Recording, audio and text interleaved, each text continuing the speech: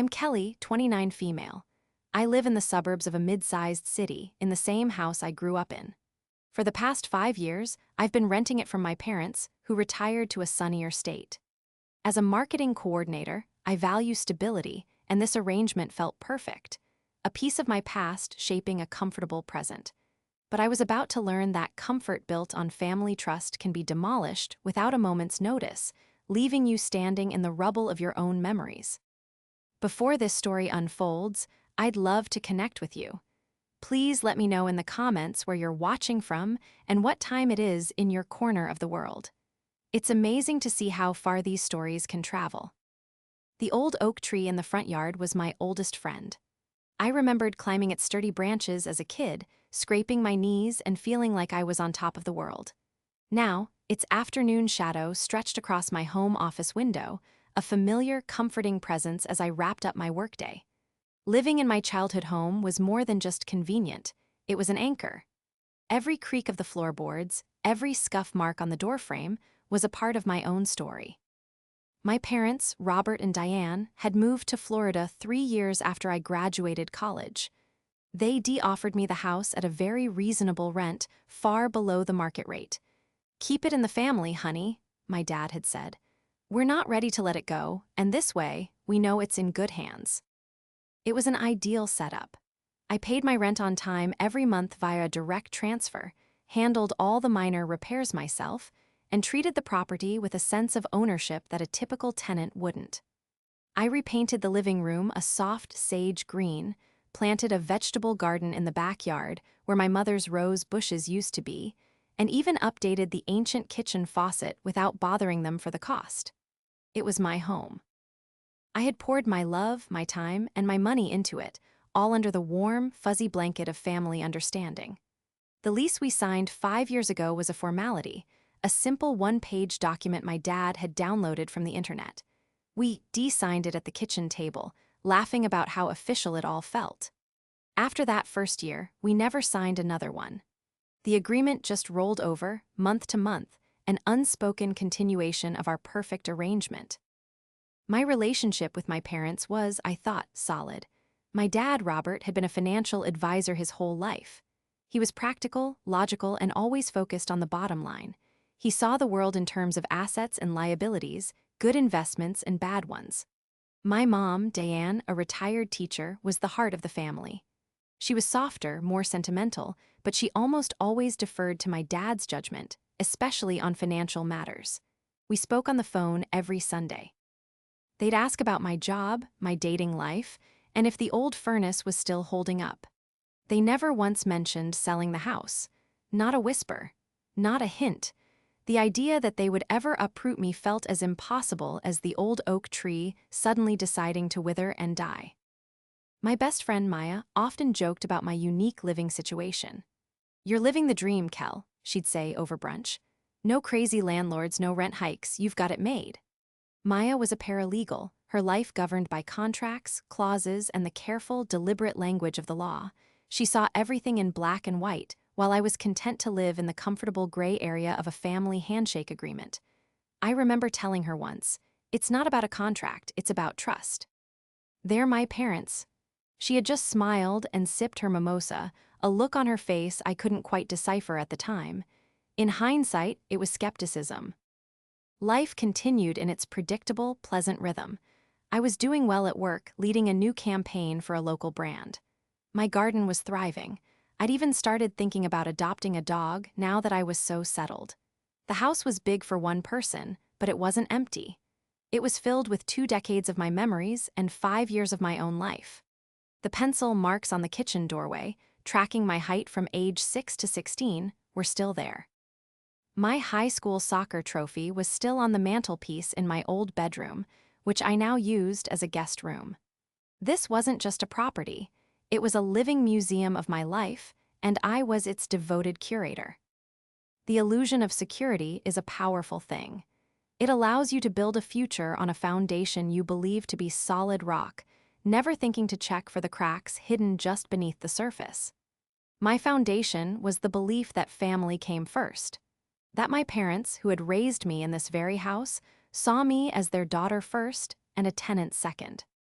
I believed that the sentimental value we all shared for this place, the sight of countless Christmases, birthdays, and backyard barbecues, meant something more than its market value. I thought we were all on the same page, reading from the same book. The reality was, my dad had started a new book, one I wasn't even aware existed, and in his story, I was just a minor character in a chapter that was about to come to an abrupt and brutal end. The signs were probably there, subtle shifts in conversation that I had blissfully ignored. A few months prior, my dad had asked an offhand question during our Sunday call. "Hey, Kel, what do you think the property taxes are running on the house these days?" I told him the approximate amount, thinking he was just curious. I didn't register the calculating tone in his voice. Another time, my mom mentioned how much their friends were getting for their old houses back home. "It's just incredible, the market right now," she'd said with a little laugh. "People are making a fortune." I'd laughed along with her, completely missing the subtext. They were testing the waters, gauging the temperature before they dropped the bomb. I, meanwhile, was happily watering my tomato plants, blissfully unaware that the ground beneath my feet was about to be sold. The comfort of the familiar had blinded me to the impending betrayal, a betrayal that would redefine my understanding of family, trust, and the cold, hard reality that when money is on the table, even love can have a price tag. It happened on a Tuesday. The day started like any other. I woke up, went for a run through the quiet suburban streets, and sat down at my desk with a cup of coffee, ready to tackle a new marketing proposal. The sun was streaming through the window, and the oak tree was doing its gentle, leafy dance. It was a perfectly normal, peaceful morning. The email arrived at 10:17 a.m. The subject line was innocuous, a quick update. It was from my dad. I smiled, thinking it was probably a photo from their latest golf outing or news about a friend. I clicked it open, coffee cup halfway to my lips. The words on the screen seemed to blur at first, my brain refusing to process them. They were calm, direct, and utterly devastating. "Hi, Kelly," it began. "Hope you're having a good week. Your mother and I have some exciting news. We've received a fantastic offer on the house from a development company, Apex Holdings. It's an all-cash offer, well above market value, and honestly, it's too good to pass up at our age. We've accepted it. The sale is moving quickly and will be closing at the end of next month. This email is your official 30-day notice to vacate the property. We'll need you to be moved out by the 25th. Let us know if you have any questions. Love, Dad." I read it once, then twice, then a third time. The coffee cup in my hand started to shake, and I placed it carefully on my desk before I dropped it. 30-day notice. Vacate the property. The words echoed in the sudden silence of the room. It wasn't a conversation. It wasn't a discussion. It was a declaration. I was being evicted from my own home by my own parents via a 2-paragraph email. The "love, Dad" at the end felt like a slap in the face. It was the detached, sterile language of a landlord, not a father. I felt the air leave my lungs. The solid ground I had been standing on just moments before had dissolved into quicksand. I stood up and walked through the house in a daze. My living room, with the sage green walls I'd so carefully painted. The kitchen, where I'd hosted a Friendsgiving just a few months ago. I walked upstairs and into my childhood bedroom, the one I now used as a guest room. I stood in the middle of the floor, the same spot where I had played with dolls, agonized over homework, and dreamed about my future. And in that moment, I felt like nothing more than a disposable tenant. All the love, the memories, the care I had poured into this place, it meant nothing. It was just an asset, and its value had been realized. My first instinct was to call them. My fingers trembled as I dialed my dad's number. He answered on the second ring, his voice cheerful and breezy. "Hey, sweetie, did you get my email?" he asked, as if he were asking if I'd gotten a birthday card. "Dad," I started, my voice cracking. "What is this, a 30-day notice? You're selling the house?" "It's a great opportunity, Kelly," he said, his tone shifting into his familiar financial advisor mode. "This developer, they're buying up the whole block. We're getting nearly double what the house is worth.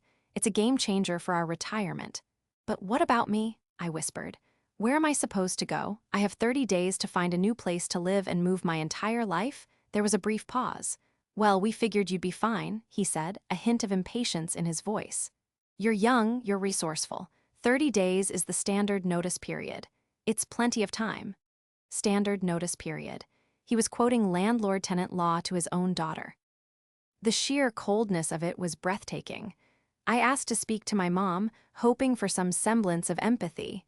When she came on the line, she sounded flustered and apologetic, but her words offered no comfort. "Oh, Kelly, honey, I'm sorry. It all happened so fast," she said, her voice thin. "Your father thinks this is for the best. This money will secure our future." "What about my future, Mom?" I asked, tears now streaming down my face. "I built my life here. This is my home." "I know, dear, but it was never going to be your home forever," she said gently. "We were always going to sell it eventually. The timing is just now." It was never going to be your home forever that broke me. It laid bare the fundamental difference in how we saw this place.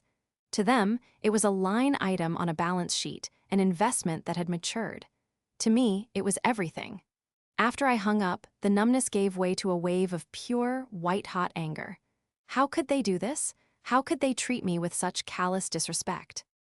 The lack of a phone call beforehand, the cold efficiency of the email, the complete disregard for my life and stability, it was a profound betrayal that cut deeper than any financial transaction. I called Maya, my voice a choked sob. I could barely get the words out. She listened patiently, her silence a comforting presence on the other end of the line. When I finished, her response wasn't emotional. It was sharp and focused. "Kelly, this is unbelievable, but crying isn't going to help right now. We need to think, did you ever sign a lease with them? Anything at all?" I sniffled, trying to remember. "Yeah, years ago, when I first moved in, it was just a generic thing my dad printed out. We only signed it that one time." "Where is it?" she asked urgently. "Do you still have it?" I had no idea. It could be anywhere. It felt like a lifetime ago. I don't know, Maya, probably in a box in the attic or something. Why? What does it matter? It was for a 1-year term." "It matters," she said, her voice firm. "Everything in writing matters. Find it, Kelly, find that lease." Hanging up the phone, a new feeling began to bubble up through the grief and anger, a tiny, flickering spark of determination. My dad had treated me like a tenant. He'd cited the standard notice period. Well, if I was just a tenant, then I had rights. And maybe, just maybe, the proof of those rights was hiding somewhere in the dusty, forgotten corners of the very home they were so eager to kick me out of. The attic was a time capsule. It smelled of old wood, dust, and forgotten things. Cardboard boxes, stacked precariously, bore the faded Sharpie labels of my mom's neat handwriting. Christmas ornaments, college textbooks, Kelly's school stuff. For the next 2 days, I ignored the frantic search for a new apartment and the crushing weight of my parents' betrayal and focused on a single, desperate mission: finding that lease. It felt like searching for a needle in a haystack of my own past. Each box I opened was a fresh wave of nostalgia and pain. I found my 3rd-grade report card, a shoebox full of concert ticket stubs from high school, and my old softball glove, its leather still stiff. These were the artifacts of the life they were now telling me to pack up and remove. With every memento I uncovered, my resolve hardened. They had reduced my home to a commodity, my life to an inconvenience. The least I could do was arm myself with the facts. I started to despair on the 2nd afternoon. I was covered in dust, emotionally exhausted, and my search had yielded nothing but memories. I was sitting on the dusty floorboards, surrounded by the ghosts of my childhood, ready to give up. Maybe Maya was wrong. Maybe the lease was long gone, thrown out years ago. Maybe 30 days really was all I was entitled to. My eyes landed on one last box, tucked away under the eaves. It was a simple file box, unlabeled. I almost ignored it, but something compelled me to pull it out. Wiping the thick layer of dust off the lid, I pried it open. Inside were old tax returns, car maintenance records, and stacks of miscellaneous paperwork. I began sifting through the files, my hopes dwindling with each manila folder I checked. And then I saw it. At the very bottom, in a folder labeled Household Docs, was a single, folded-up piece of paper. My heart hammered in my chest. I carefully unfolded the document. The header read, "Standard Residential Lease Agreement." My eyes scanned the page, drinking in the familiar details: the property address, the start date 5 years ago, the monthly rent amount. And then our signatures at the bottom, my neat cursive script next to my dad's authoritative scrawl. It was real. I had it. I scrolled down the page, my finger tracing the lines of dense, legal text that I had barely glanced at 5 years earlier. My dad had dismissed this as a formality, just something to make the arrangement look official. I had believed him. Now, this piece of paper was my only shield. I skimmed past the standard clauses about pets and property damage, my eyes searching for the one section that mattered, termination, and there it was, paragraph 12. My breath caught in my throat as I read the words. Termination of tenancy. This agreement will continue on a month-to-month basis after the initial 1-year term. To terminate this month-to-month tenancy, the landlord must provide the tenant with a minimum of 90 days written notice. Should the landlord fail to provide adequate notice and require the tenant to vacate the premises in under 90 days, a penalty shall be incurred by the landlord. The penalty shall be equivalent to 3 months' rent, payable to the tenant as compensation for breach of contract and relocation expenses. 90 days, not 30, and a penalty clause, 3 months' rent. I read it again and then a third time, making sure my eyes weren't deceiving me. A wave of adrenaline surged through me, so potent it almost made me dizzy. This wasn't just a lifeline, it was a weapon.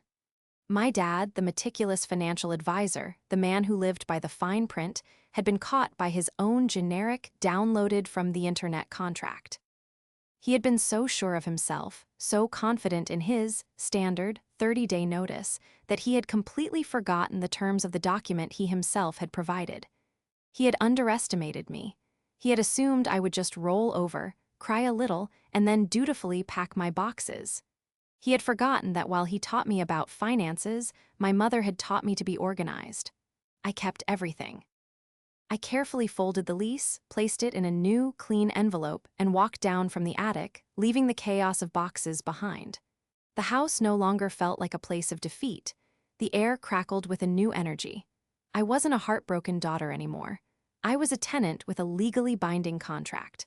The power dynamic had just shifted, and my parents had no idea. The document felt heavy in my hand, a tangible piece of evidence against their callousness. They had wanted to treat this as a business transaction, and I was about to give them one. My mind was racing, formulating a plan. I needed to be smart about this. I couldn't just call them up screaming. I needed a strategy. I needed to leverage this document to protect myself, to get what I was owed, and maybe, just maybe, to make them understand the gravity of what they had done. The anger was still there, a hot coal in my chest, but it was now tempered with a cold, clear sense of purpose. I took a picture of the document with my phone, focusing on paragraph 12 until the words were burned into my memory. The game had changed. They had drawn the battle lines by treating me like a stranger, and now I would use the rules they had inadvertently set to fight back. My hands were still trembling slightly as I took a high-resolution photo of the entire lease, making sure every word of paragraph 12 was crystal clear. I emailed the file to myself and then to Maya with the subject line, "Found it." Within 10 minutes, my phone rang. "Kelly, you magnificent document-hoarding genius," Maya's voice buzzed with energy. "This is better than I'd hoped. This is perfect." "Is it really?" I asked, a sliver of doubt creeping in. "It's just a generic form my dad downloaded. Will it actually hold up?" "Absolutely," she said with the confidence that only a paralegal could have. "A contract is a contract. It doesn't matter if he downloaded it from a free template website or had it drafted by a top law firm. You both signed it. It's a legally binding agreement. His standard 30-day notice is a direct breach of this contract." Hearing her confirm it sent another jolt of validation through me. I wasn't crazy. I wasn't being overly emotional.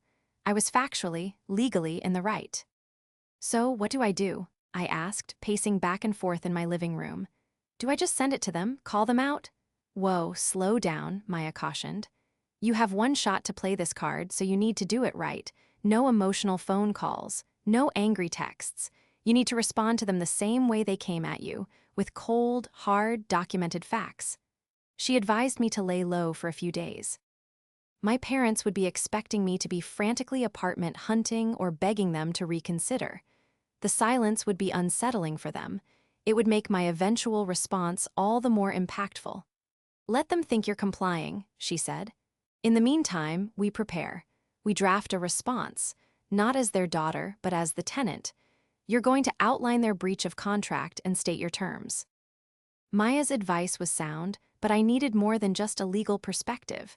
I needed to talk to someone who understood the family dynamic. My older brother, Leo, a carpenter who lived about an hour away, was my next call. Leo was the pragmatist of the family, the polar opposite of our dad's corporate mindset.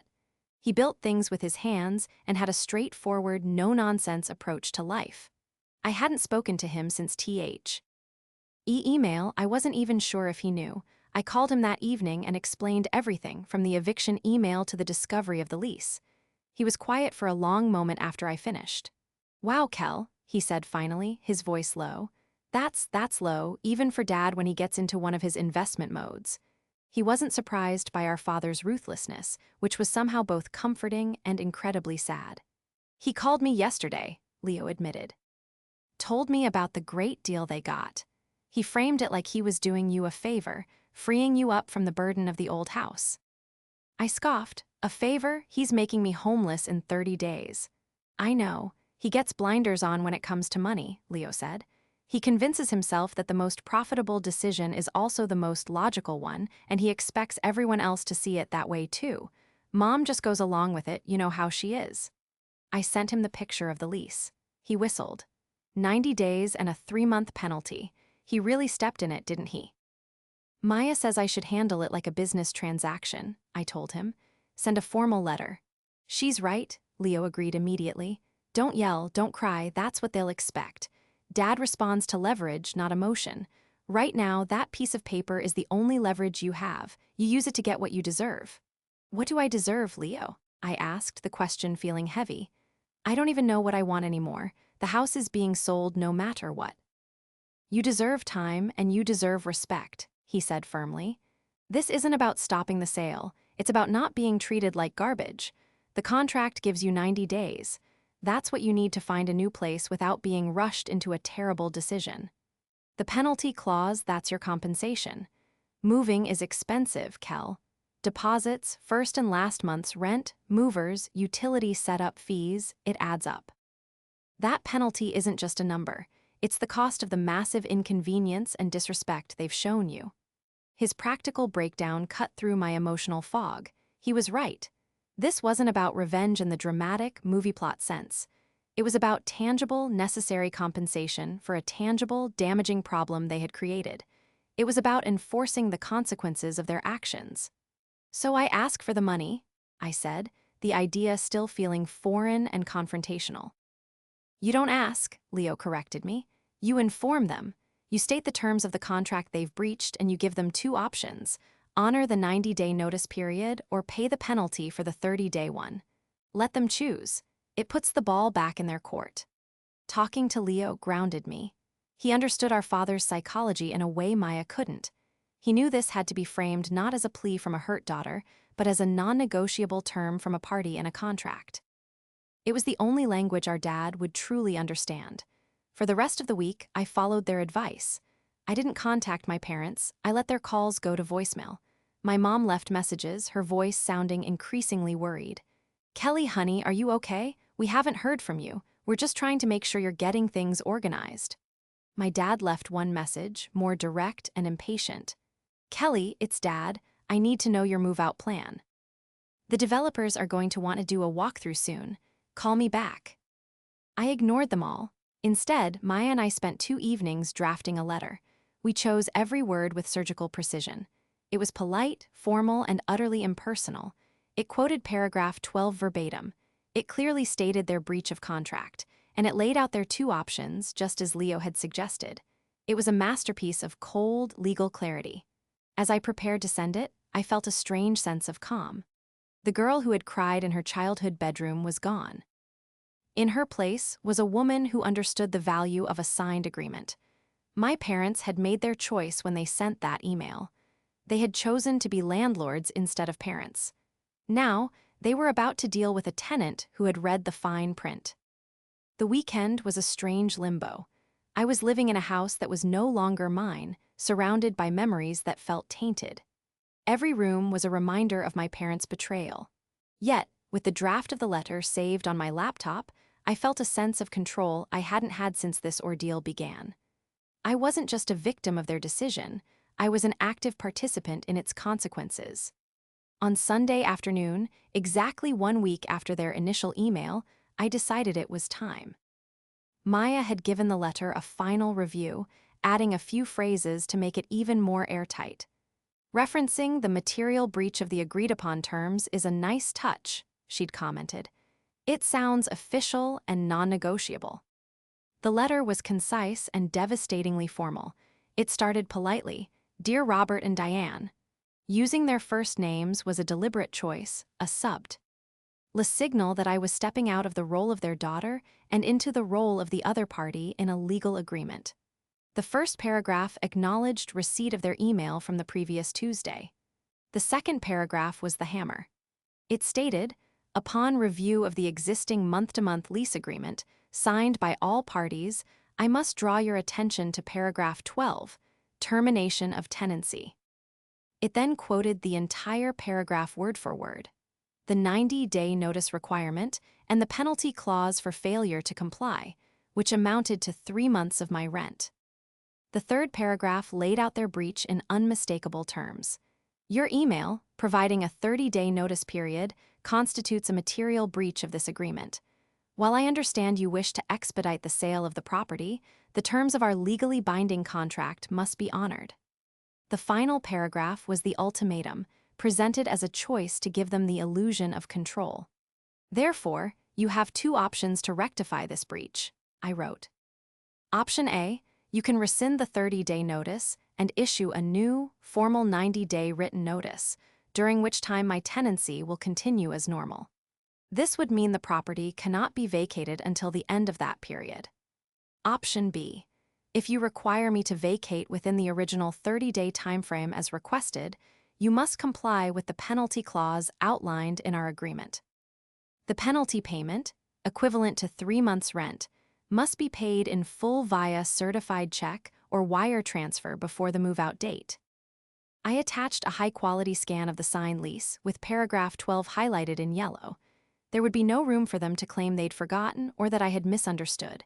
It was all there in black and white with their own signatures at the bottom. I read the entire email one last time.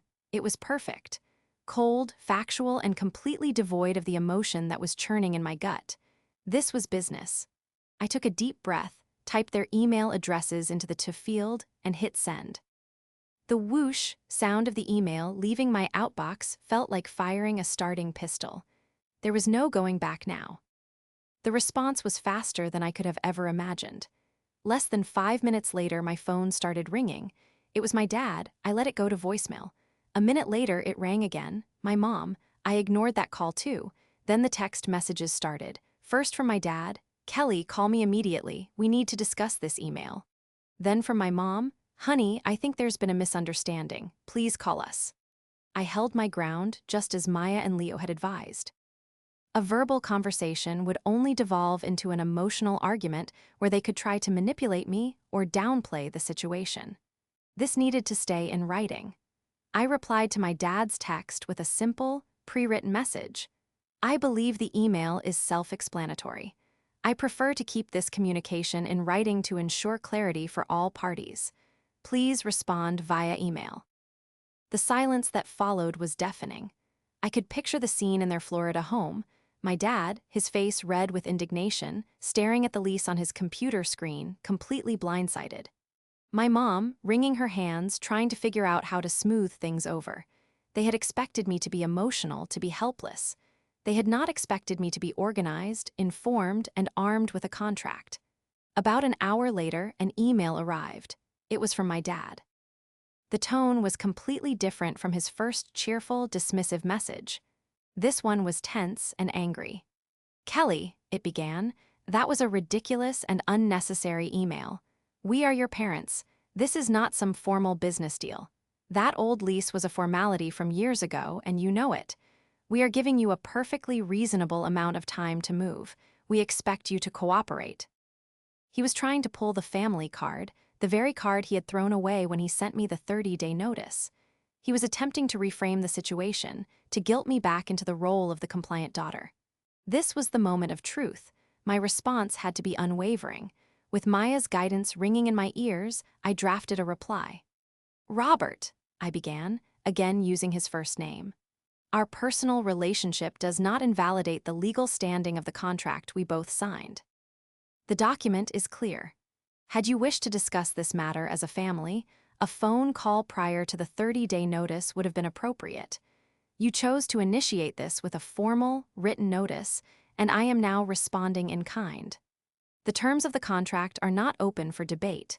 Please let me know by the end of the week whether you will be proceeding with option A or option B."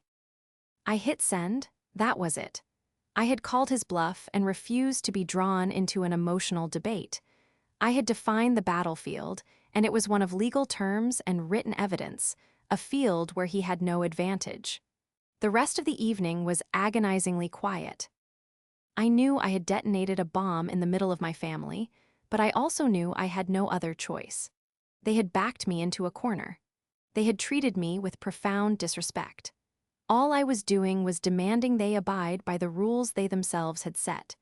As I sat in the silent house, I felt a flicker of sadness for the relationship we used to have, but it was overshadowed by a steely sense of self-preservation.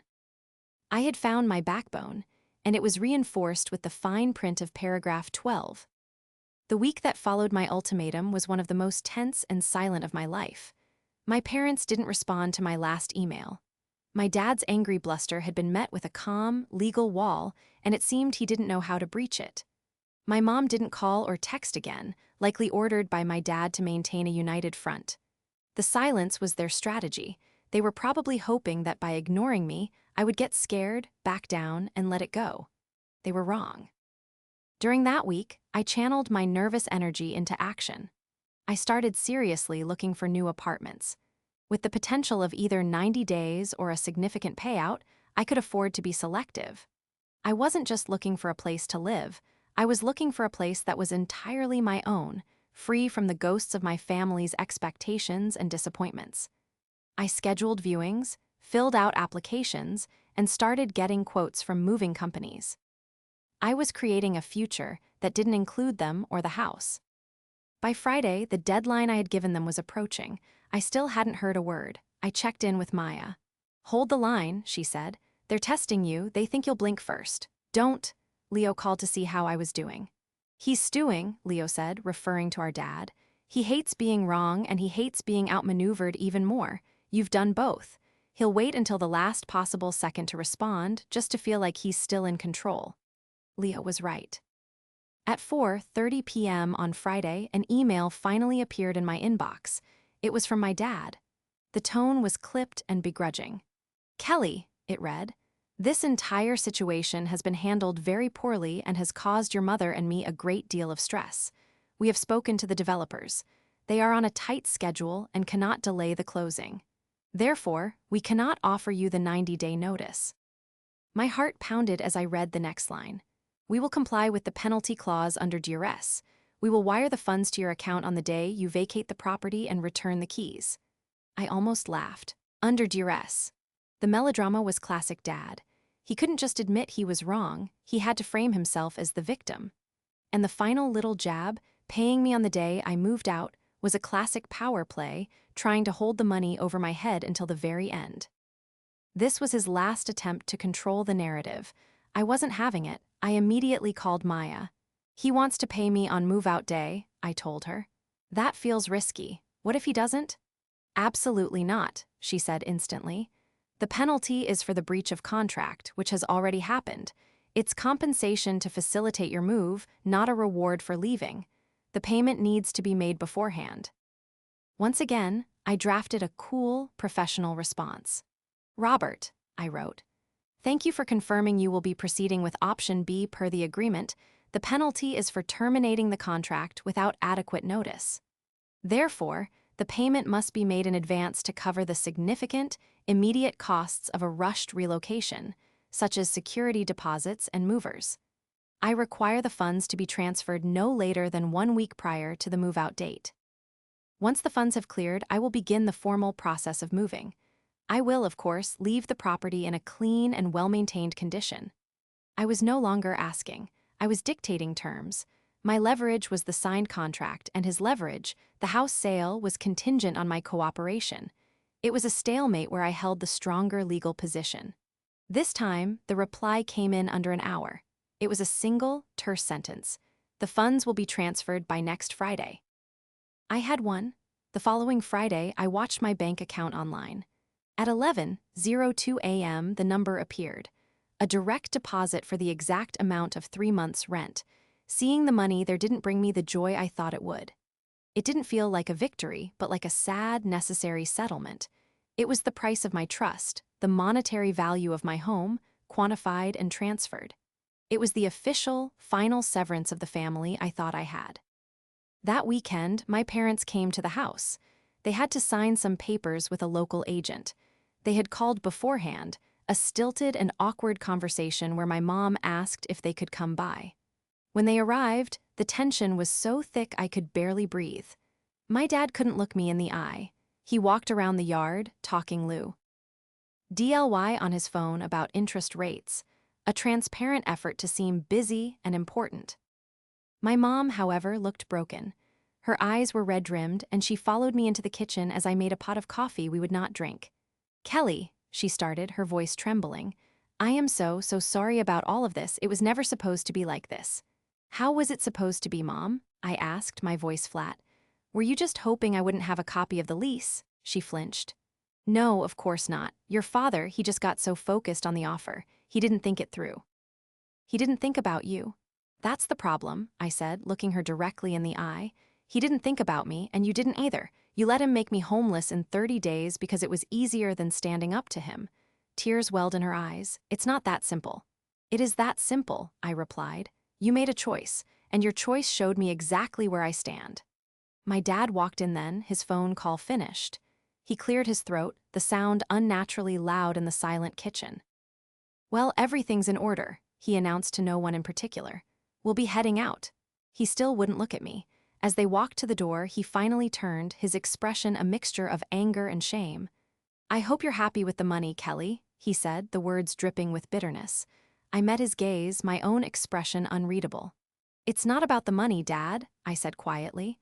"It never was. It's the price for breaking a contract. You, of all people, should understand that." He had no response. He just turned and walked out, my mother following silently behind him. That was the last time I saw them before I moved out. The negotiation was over.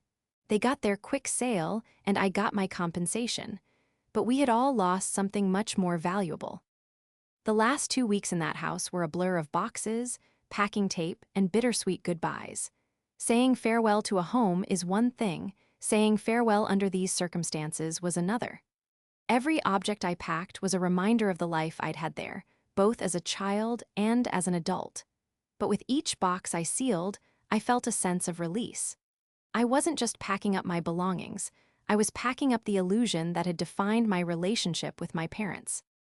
I was packing up the hurt, the disappointment, and the naive belief that family love made you immune to business decisions. The money they had paid me was a significant help. It allowed me to secure a beautiful new apartment in a part of the city I had always wanted to live in. It was smaller than the house, but it was bright and modern, with a small balcony perfect for a container garden. Most importantly, it was mine. My name was on the lease, a lease I had read from top to bottom, and my security deposit had been paid with funds I was contractually owed. There were no gray areas, no unspoken understandings. Just clear, defined terms. Leo came over on moving day with his truck and a couple of his friends. He didn't say much about our parents, but he didn't have to. His presence was enough. As we carried the last box out to the truck, I took one final look at the empty house. The walls I had painted were bare, the floors I had scrubbed were empty. The pencil marks on the kitchen doorway were still there, a faint monument to a childhood that now felt like it belonged to someone else. I didn't feel sad. I felt free. The house was no longer my anchor, it had become a weight, and now I was letting it go. As I handed the keys to the real estate agent, I saw a large sign from Apex Holdings hammered into the front lawn. It read, "Future Home of the Oakwood Estates." They weren't just tearing down my house, they were tearing down the whole block. My dad hadn't just sold a house, he'd sold a piece of a neighborhood to be turned into luxury condos. The old oak tree, my oldest friend, would probably be the first thing to go. That thought, more than anything, solidified the finality of it all. Months passed, I settled into my new life. My apartment began to feel like home. I hung pictures, bought new furniture, and started my little balcony garden. I loved the energy of my new neighborhood, the coffee shops and parks, and the feeling of being a part of a vibrant community. My work was going well, and I was thriving. I had occasional contact with my mom. She would send tentative texts, asking how I was. I kept my replies polite but brief. I didn't have the energy for anger anymore, but I also didn't have the capacity for forgiveness, not yet. The wound was too deep. My dad didn't reach out at all. According to Leo, he talked about the sale as a smart financial move and never mentioned the conflict with me. He had compartmentalized it, filed it away as a cost of doing business. About 6 months after I moved, Leo called me. "You're not going to believe this," he said. "Dad invested a huge chunk of the money from the house sale into a new, can't-miss tech startup recommended by one of his golf buddies." I knew where this was going. "Let me guess," I said. "It missed." "It went completely belly up," Leo confirmed. "The whole thing was smoke and mirrors. He lost almost everything he'd put in. He's devastated. He was counting on that to fund the next 20 years of their retirement." A part of me should have felt a sense of vindictive satisfaction, a taste of karma. But I didn't. I just felt a profound sense of pity. He had betrayed his own daughter, sold her home out from under her, for a number on a spreadsheet. And then, through his own greed and arrogance, he had lost it all. The comfortable future he had sacrificed our relationship for had vanished into thin air. He had traded real, tangible love for a gamble, and the gamble hadn't paid off. I didn't call him. What would I say? I continued to build my own life on my own terms. My foundation wasn't a house I grew up in or the shaky ground of family obligation. My new foundation was my own resilience, my friendships with people like Maya, and my relationship with my brother, which had only grown stronger. It was built on the knowledge that I could stand up for myself, that I could navigate a crisis, and that I could build a home anywhere. A few weeks later, a letter arrived. It was from my mom. Inside was a handwritten note. "Kelly," it said, "I know I can't change what happened, and I can't forgive myself for my part in it. Your father is learning a very hard lesson about what is truly valuable in life. I hope one day you can find it in your heart to let us back into your life. We miss our daughter." Tucked inside the card was a faded photograph of me as a little girl, sitting on a swing under the old oak tree. I looked at the picture for a long time. I didn't know if our relationship would ever be what it was. Maybe it never could be. But for the first time, I felt a flicker of something other than pain. Perhaps, in the rubble of what was lost, something new could eventually be built. But it would be on a new foundation, one of honesty and respect, a foundation I would help design.